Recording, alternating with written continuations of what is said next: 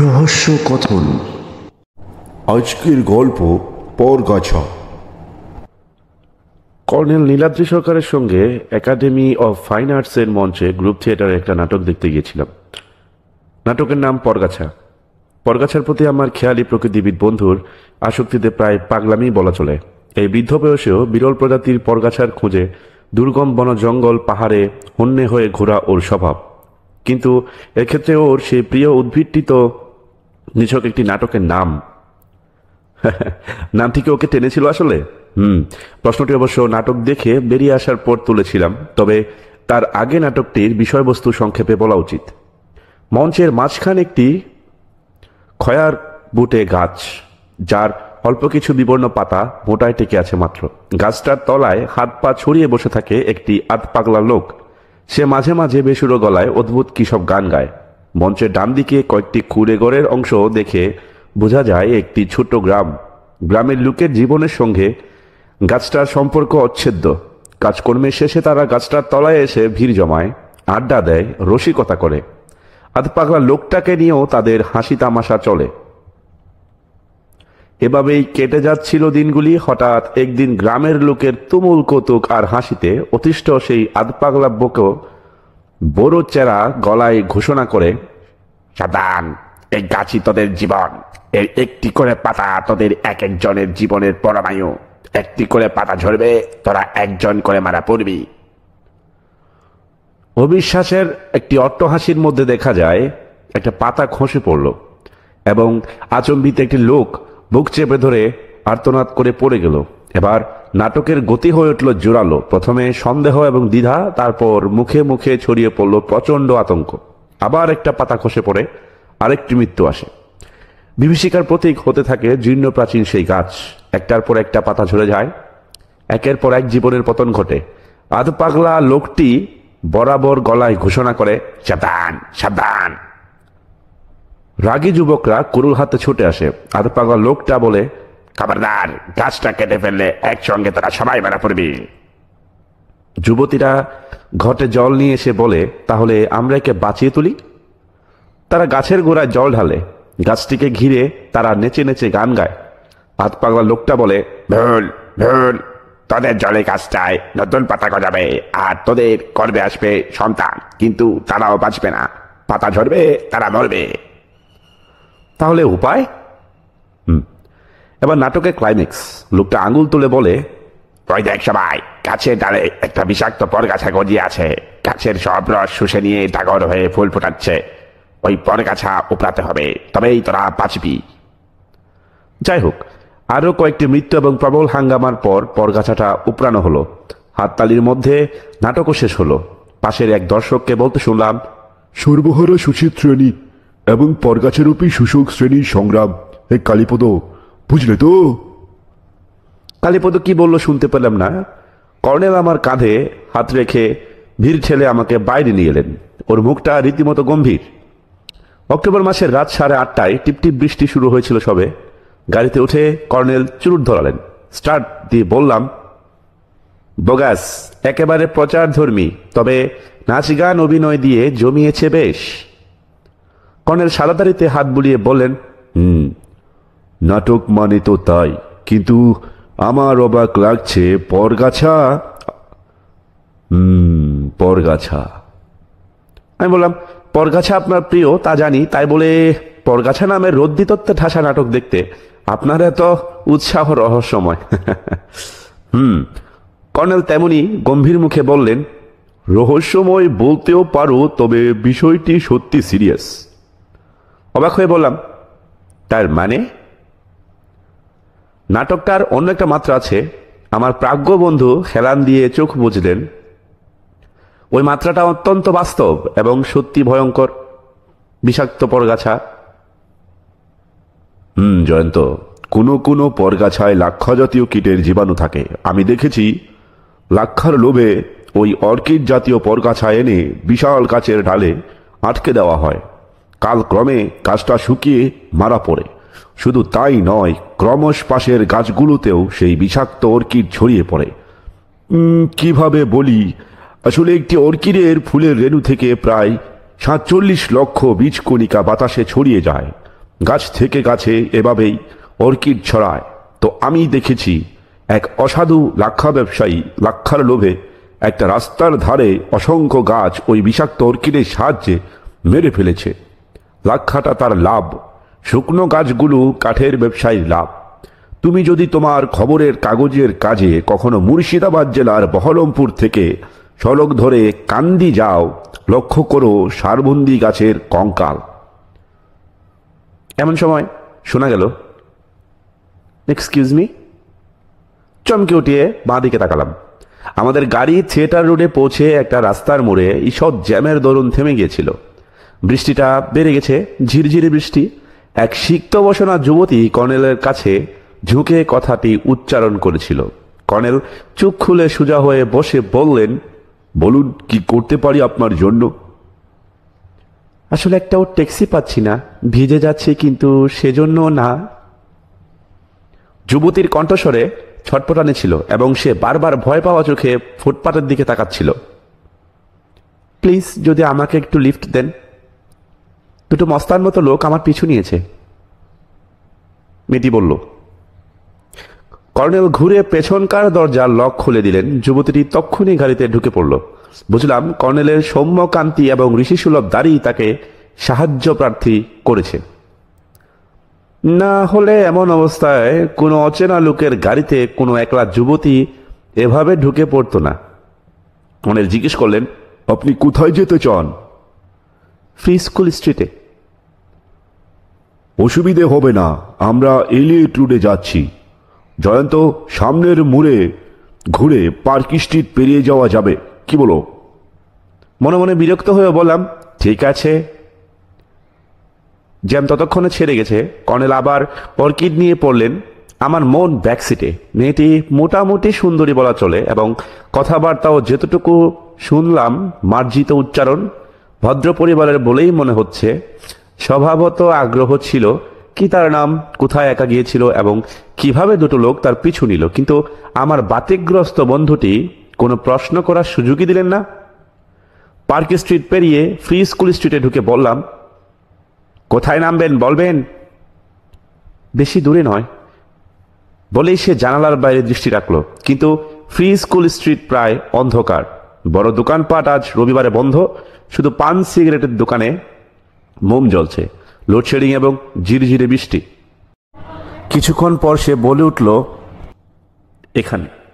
তারপর গাড়ি থেকে নেমে শুধু অসংখ্য ধন্যবাদ বলে অন্ধকারে বাঁ দিকের ফুটপাতে অদৃশ্য হলো। কর্নেল বললেন, তাহলে দেখো জয়ন্ত, যা বলছিলাম ঠিকই বলছিলেন। জীবনের সর্বত্র নাটক, রাস্তাঘাটেও নাটক। হাসতে হাসতে এলাম। জানি না এটা একই নাটকের দ্বিতীয় অঙ্ক কিনা বলে গাড়ি ডাইনে ঘুরিয়ে সংকীর্ণ রাস্তায় ঢুকলাম। দূরে আলোকিত বড় রাস্তা দেখা যাচ্ছিল। ডার্লিং। ঝটপট বললাম, প্লিজ কর্নেল, আর কখনো ডার্লিং বলবেন না। আপনার ডার্লিং শুনে আমাদের কাগজের জনৈক সমালোচক বেজায় খাপ্পা হয়ে গেছেন। তাছাড়া আপনি কথায় কথায় বড্ড বেশি ইংরেজি বলেন, এও নাকি ওর পক্ষে বিরক্তিকর। কর্নেল কান করলেন না আমার কথায়, বললেন, ডার্লিং, অর্কিড বা পরগাছা গাছপালার জগতে যেমন মানুষের জীবনেও তেমনি স্বাভাবিক একটা জিনিস। আসলে মানুষের সভ্যতার একটা অদ্ভুত লক্ষণও কিন্তু এই অর্কিড জাতীয় পরজীবী সম্প্রদায়। হয়তোবা আমরা প্রত্যেকেই কেন বা কোনো না কোনো সময় অর্কিডের ভূমিকা নিয়ে বেঁচে থাকি। কর্নেল, দার্শনিক তো থাক, ওই মেয়েটি সম্পর্কে কি মনে হলো বলুন তো? ওকেও তুমি অর্কিডই বলতে পারো। কি মুশকিল, আপনার মাথায় অর্কিডের ভূত ঢুকে গেছে দেখছি। জয়ন্ত, মেয়েটি পরজীবী শ্রেণীর। তার মানে? আমরা একজন কলগার্লকে লিফট দিলাম। গাড়ির গতি কমিয়ে বললাম, বলেন কি? যে বাড়িতেও ঢুকে গেল সেই বাড়িতে কিছুদিন আগেই পুলিশ হানা দিয়েছিল। আমি সাংবাদিক, আমার মনে থাকা উচিত। 1 ডজন কলগার্লকে পুলিশ অ্যারেস্ট করেছিল। ওদের কেউ কেউ নার্কোটিক্সের কারবার করতো, সেদিনকার খবর আর কি। যাক, আমি কর্নেলের দিকে তাকিয়ে হেসে বললাম, বাড়িটা আপনার চেনা দেখছি। কর্নেল এতক্ষণে হাসলেন। শুধু বাড়িটা নয়, মালিকও আমার চেনা। ভদ্রলোক একজন অ্যাংলো ইন্ডিয়ান, হ্যারি ওলসন নাম। গোবেচারা নিরীহ মানুষ। বয়স প্রায় 80-র উপরে। আসলে কলগাল বা নার্কোটিক্সের ব্যাপারটা ওর এখতিয়ারের বাইরে। তো যা বলছিলাম, সে অর্কিড বিষাক্ত অর্কিড শরীরে গজিয়েছে হ্যারি ওলসেনেরও, ফলে তার অবস্থা কল্পনা করো। কল্পনা করছি, এখন সবখানে সবকিছুই অর্কিডে ঢাকা। আমার ভয় হচ্ছে কর্নেল, শেষে আপনি না আপনার প্রিয় ষষ্ঠীচরণকেও অর্কিড ভেবে বসেন। তাহলে কিন্তু সে কিন্তু আপনাকে কখনোই কফি দিবে না। আসলে কফির আশা কিন্তু তখন বৃথা হয়ে যাবে। কর্নেল কোনো মন্তব্য করলেন না। লক্ষ্য করলাম আবার চোখ বুঝে হেলান দিয়েছেন, দাঁতে কামড়ানো জ্বলন্ত চুরুট। কিছুক্ষণ পরে এলিয়ট রোডে কর্নেলের সানি ভিলার প্রাঙ্গণে ঢুকে গাড়ি পোর্টিকোর তলায় দাঁড় করালাম। আমার আর সিঁড়ি ভেঙে 3 তলায় ওঠার ইচ্ছে ছিল না, কিন্তু কর্নেল আমাকে যেতে দিলেন না। অগত্যা গাড়ি পার্ক করে রেখে ওর সঙ্গে যেতে হলো শেষ পর্যন্ত। ষষ্ঠীচরণ দরজা খুলে চাপা সরে বলল, বড় বাবু এসেছেন। বললাম বাবা মশাই বেরিয়েছেন, ফিরতে রাত্রির হবে। উনি বললেন যত রাত্রি হোক রুয়েট করব। তা তিনি কি রুয়েট করেছেন? কর্নেল বলল। আজ্ঞে। ষষ্ঠী বেজায় মুখে বলল, জোর করে ঢোকে বললেন আমি তোমার বাবা মশাইয়ের বন্ধু। কর্নেল তার দিকে চোখ কিটমিটিয়ে বললেন, শিগগির কফি আনো ষষ্ঠী। ছোট ওয়েটিং রুম পেরিয়ে ড্রয়িং রুমে পর্দা তুলে ঢুকে উনি প্রায় চেঁচিয়ে উঠলেন, হ্যালো রায় সাহেব। ঢুকে দেখি প্রায় কর্নেলের বয়সী এবং তার মতোই দশাসই চেহারার এক ভদ্রলোক সোফায় বসে আছেন।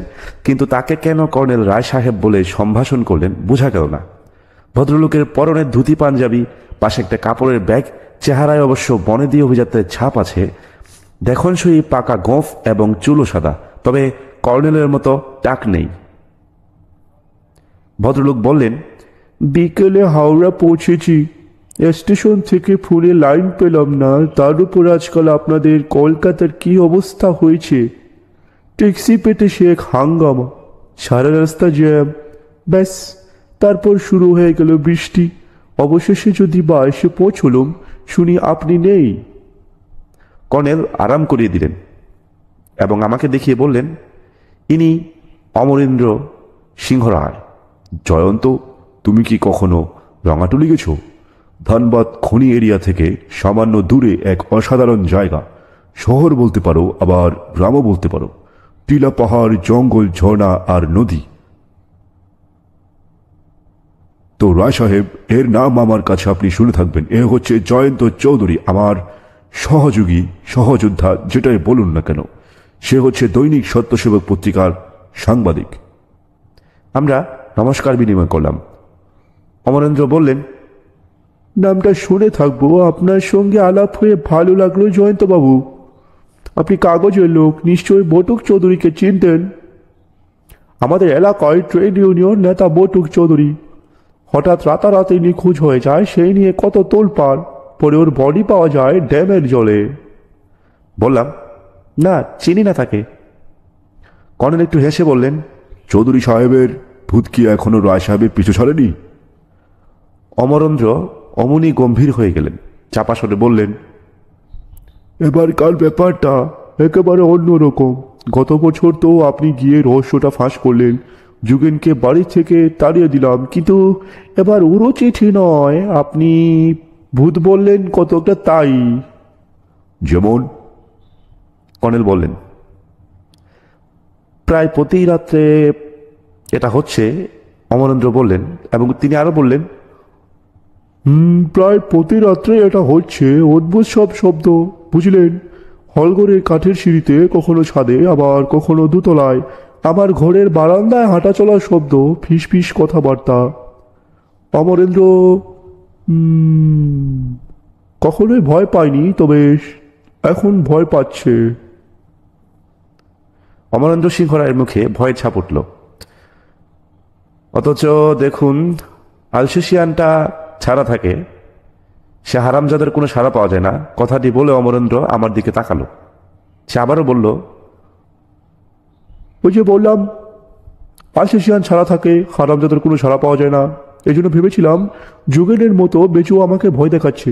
বেচুকে রাত্রে ঘরে তালা আটকে রাখলাম, কিন্তু তবু সে ভুতুরে কারবার। টর্চ বন্দুক নিয়ে বেরোই। সুনন্দা সতু আমার সঙ্গে থাকে। ছাদে উঠে দেখি কেউ নেই। তারপর গত পরশু রাত্রে নিচের হল করে আর্তনাদ শুনলাম। সুনন্দা, সতু, বেচু সবাই মিলে শুনেছিল। আলো জ্বালাই, কারণ প্রত্যেকদিন রাতে থাকে আলো জ্বালানো। কিন্তু সে রাতে আমার আলো জ্বালানোর পরেই লোডশেডিং হয়ে গেছিল। হল করে সবাই দেখলাম কেউ নেই, কিন্তু কার্পেটে খানিকটা রক্ত পড়ে আছে। কুকুরটা কোথায় ছিল তখন? কর্নেল বলে উঠল। অমরেন্দ্র বলল, বাইরে।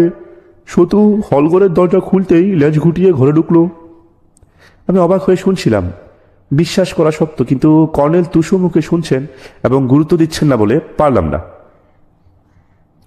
রক্ত না রং পরীক্ষা করা হয়েছে কিনা সে কথাটা কর্নেল জিজ্ঞেস করতেই অমরেন্দ্র সিং হাসবার চেষ্টা করে বললেন, জয়ন্তবাবু, রক্ত আর রঙের তফাৎ বোঝার মতো বুদ্ধি আমার আছে।